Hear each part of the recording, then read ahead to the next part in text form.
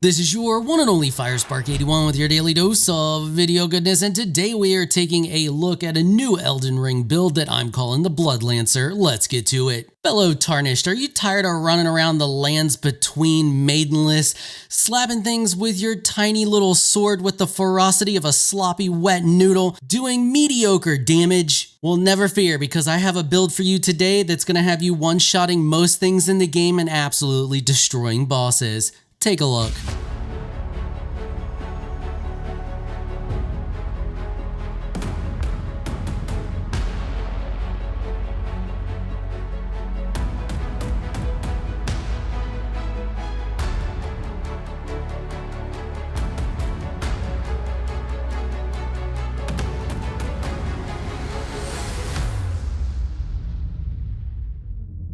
So the other day I put out a video talking about some rather underutilized but really good Ashes of War. And in that video, I talked about the Ice Spear and how strong it was. It does absolutely insane damage on an unoptimized build, and also freezes or applies the frost effect to the target, and has a chance to stagger or knock down the target. And seeing the damage that it was doing on an unoptimized build, I decided to make a build around it and optimize it to see how much damage we could actually pull out of this Ash of War. And that is how I came up with the Ice Bloodlancer build.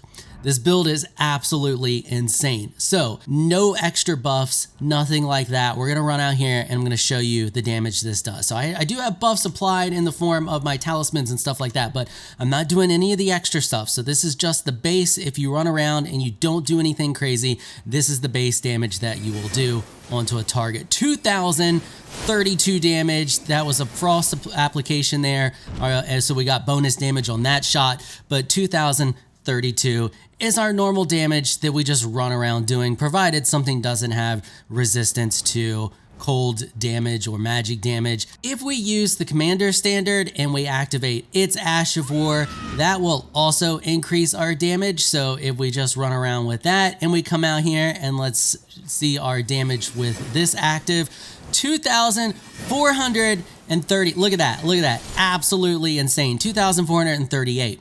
But we can do even better. So the Ice Spear is based off of magic damage. So anything that increases your magic damage is also going to increase the Ice Spear's damage. So in our Wondrous Flask here, we have the Magic Shrouding Cracked tier, which also boosts our damage. If we activate the Commander Standard and we drink our flask, and we come out here and we target this guy and we hit him, 2,926 damage with one attack. Look at that. Absolutely insane. Insane damage. But we can get even more out of this, and I'll get to the breakdown here on every little thing that's increasing our damage in just a second. I just want to go through and show you the stages here of how you can amp this build up to do just insane amounts of damage. So the reason I call this build the Ice Bloodlancer is because we can use the bleed effect to give us a 30% increase in damage, and that is due to the 20% that we get from the Lord of Blood's Exaltation and the 10% that we get from the White Mask. So in order to apply bleed, we can just attack with our main weapon of choice here, which is the Cross Naginata, but an easier way to apply bleed is to just use the Swarm of Flies. You do have to be close to your target in order to get this. It's like a melee range thing to activate this. We can send Swarm of Flies from this location. It'll activate on him. It'll hit bleed, but it won't actually give us our buff. We have to be really close to the target when that happens. So what I'm going to do is I'm going to activate the Commander Standard, and then we are going to swap over because it doesn't need to be in our hand. We're going to activate our flask.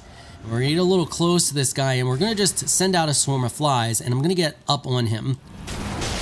And as soon as I see it active, we have the buff. Look at that, 4,000 246 damage. I think it was 246. I'm a little bit dyslexic there, so when I have to read numbers fast, it's kind of difficult for me.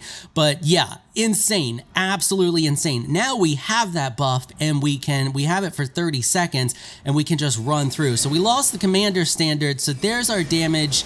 That 2,900 and some change is our damage with just the bleed effect active. Now I realize all of that's a lot to keep up, and you don't necessarily need to keep all of that up, but that's where everything else comes into play here, allowing us to do just absolute insane amounts of damage. So now that you've seen the damage potential of this build, let's break down all of the items. So for our main weapon, we are using the cross naginata. I guess that's how you pronounce that. I don't know, don't care, that's what I'm calling it. This spear is our weapon of choice because you can see down there that once you have it leveled up to at least, well, I think you can get B rating earlier on, but I have it almost max level. We have it at level 24. We have a B scaling in intelligence when we spec the ice spear for magic. So if we take a look at our Ash of War here, you can see I have the magic affinity chosen. That's going to get us the max amount of damage that we can get out of this thing, and it's going to give us our highest attack power possible at 777. Next, we're running just a basic dagger with Assassin's Gambit on it. That is to allow us to basically run around and one-shot things without things realizing we are there, and I'll get to more of that when we take a look at how the build plays completely later on. Then we are running the claw mark seal. Your seal doesn't matter, just run any seal.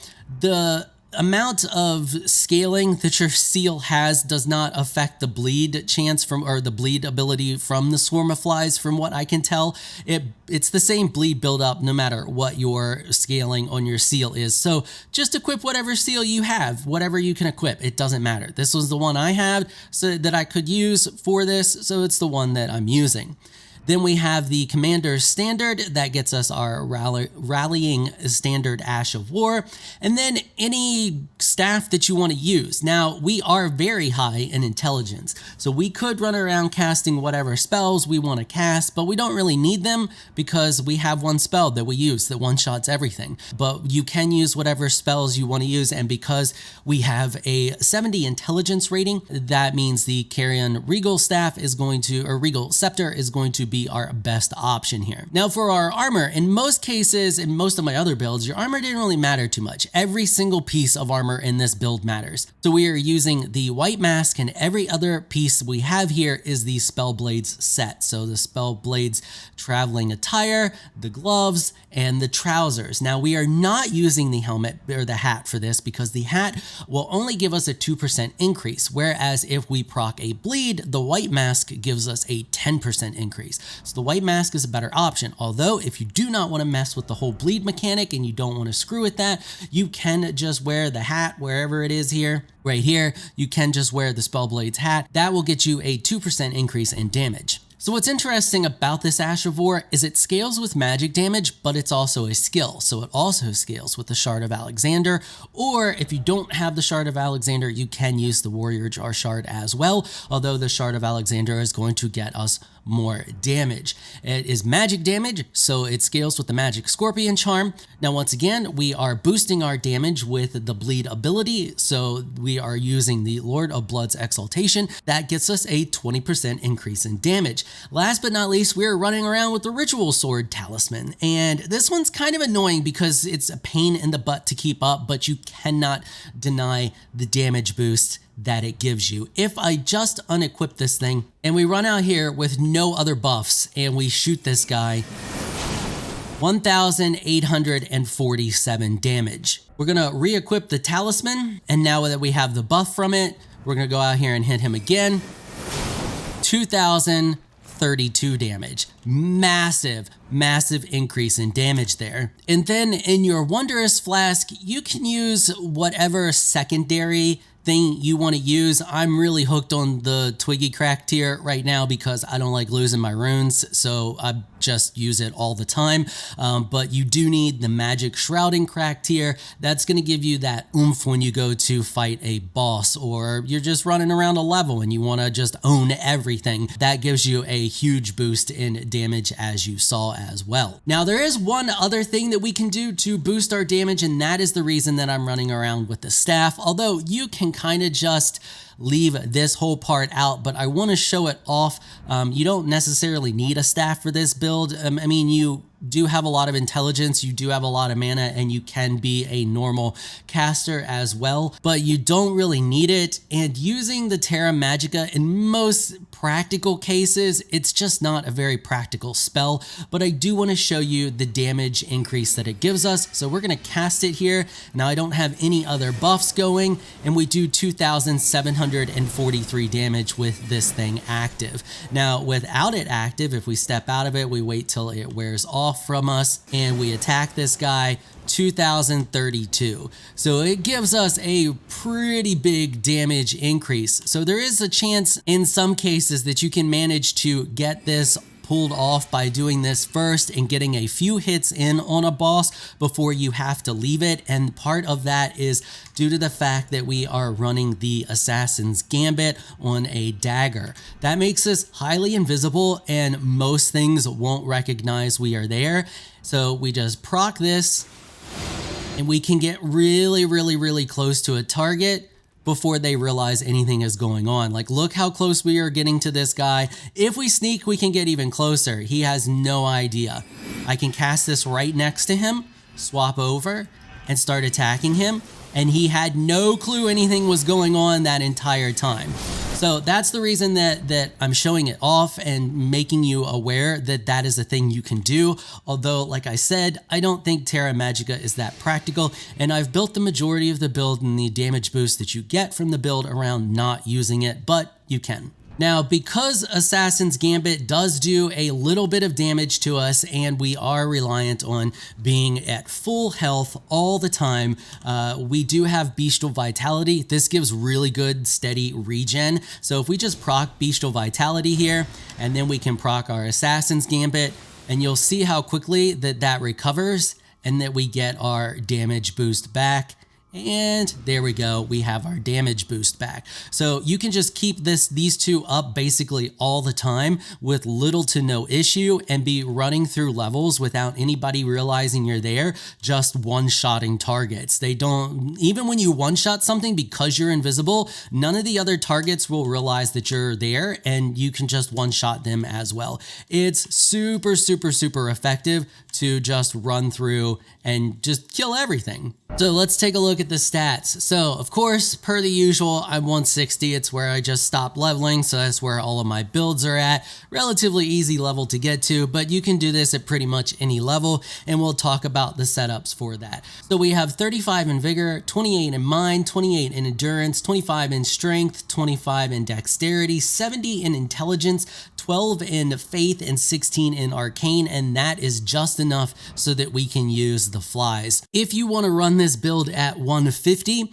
you are going to go 35 in vigor, 26 in mind, 26 in endurance, 24 in strength, 20 in dexterity, 70 in intelligence, 12 in faith, and 16 in arcane. If you want to run this build at 125, you are going to start with the warrior class.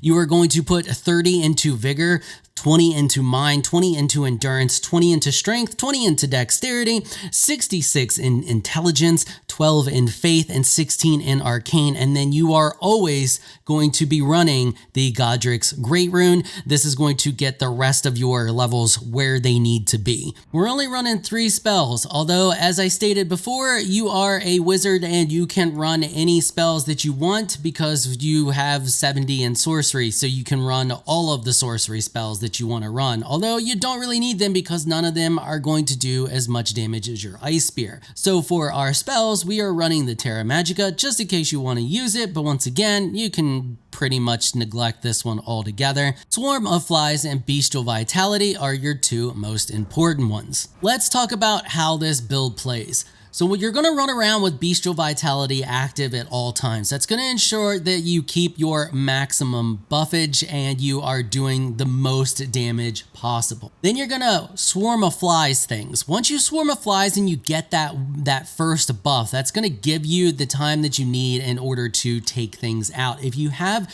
problems getting close enough to do that, you can always run the Assassin's Gambit. That's going to allow you to get much closer to things before they realize that you are there.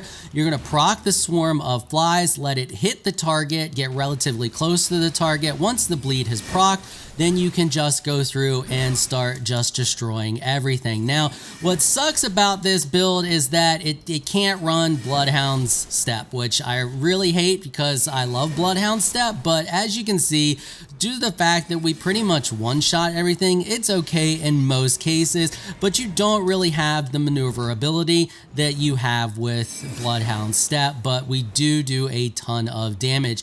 The other downside to this build is that it doesn't have really good tracking, so it just fires the spear straight on, which means that in most cases, if you have a very maneuverable, slippery target, you have to wait until the target is stationary and basically line up your shots and take your time. You can't just go around spamming this thing like crazy, because if you do, you're going to end up missing a lot of shots. It's pretty easy with the Swarm of Flies, however, to keep up your blood ability.